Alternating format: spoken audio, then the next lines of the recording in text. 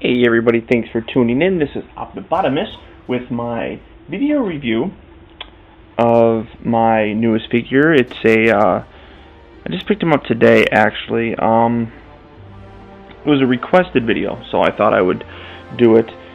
And it's only $10, so I went out and bought him. What you're looking at is Decepticon Bonecrusher. That's not its official name, he's just Bonecrusher.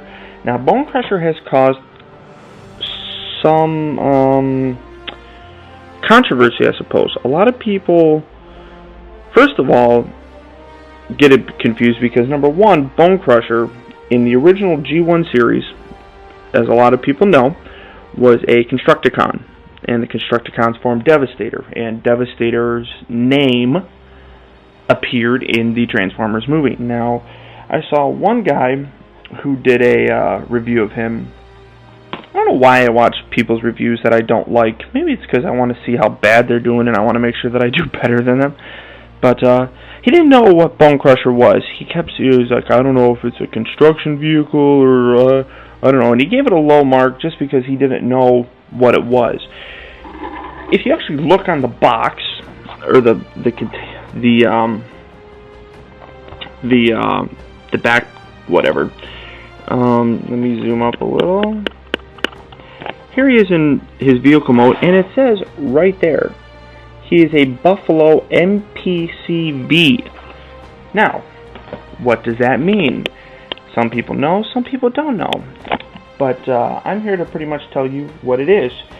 A Buffalo armored vehicle, basically, is a mine-resistant army vehicle, essentially. What its purpose is to go through desert type of things when it needs to, when there's an area of a lot of mines, and it is, as I said, it's mine resistant, which basically means that it's resistant to mines. So what you have here on the front, and people don't know what this is what is known as a I believe it's called ordnance disposal, which is basically a fancy word for mine removal. Basically, it's a giant kitty litter pooper scooper, essentially, for mines. The vehicle itself is resistant to the mines. This goes through the sand, scooping out mines. If it finds one, it's got it. It can disarm it or whatever it does with it. That's what it is. It's not a construction vehicle, people, so stop calling it a construction vehicle. They're getting it confused because of the Constructicon name, and that's kind of stupid, if you ask me, but what are you going to do?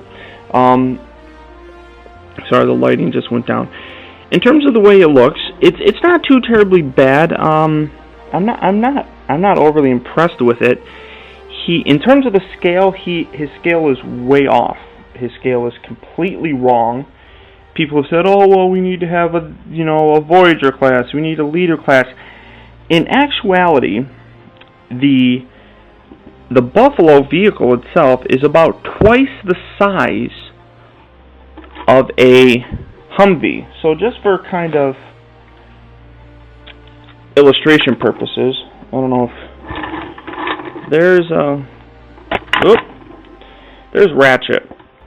He's considerably smaller. I mean, there you can see Ratchet's bigger than he is, and that's not the way it's supposed to be.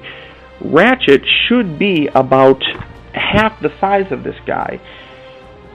In other words, this is way under scale. When you watch the movie, he is roughly the same size as Optimus Prime when they have the battle on the freeway. So he needs to be, in order to do him justice, he needs to be a leader class size. He's just way too incredibly small. That's my biggest problem. Even in his robot mode, I'll do a comparison of that, but he's smaller than anything with that. In this mode, one of my other biggest problems that I have, number one, the wheels, at least on mine, are not very good. I don't know. It doesn't seem to roll tremendously well. I don't know if I have him not pegged together properly or what, but right here is a sticker. Yes, I said a sticker. Now, I believe that's a first in the Transformer in the movie toys. I can't think of any other Transformer movie that figure that has the toy. I don't know if you can really even see that. That's going to be way entirely too bright. What it is it's a bulldog. It actually says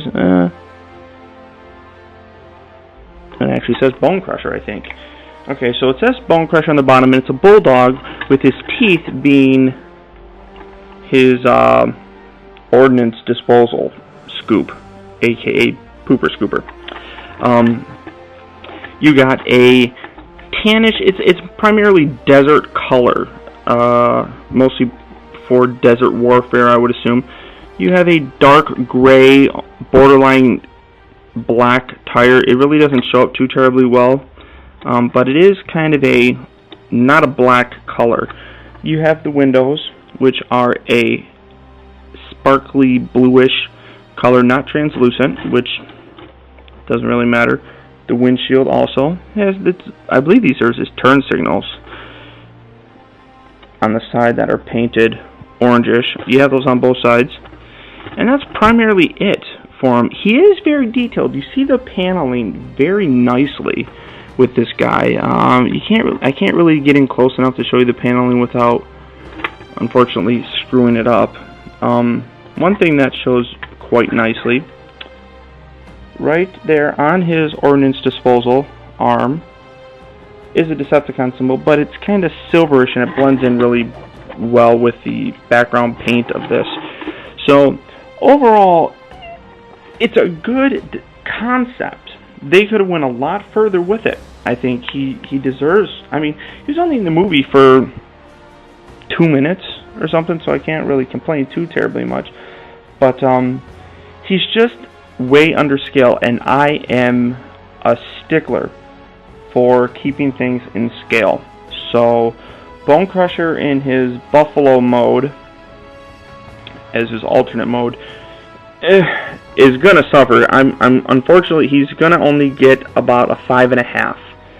I'm just not really impressed. He does have this, which is interesting. He's got a claw type of thing. But one other note that I would like to say is that the original size for this ordnance, I believe, is only ordnance disposal is only about 14 inches.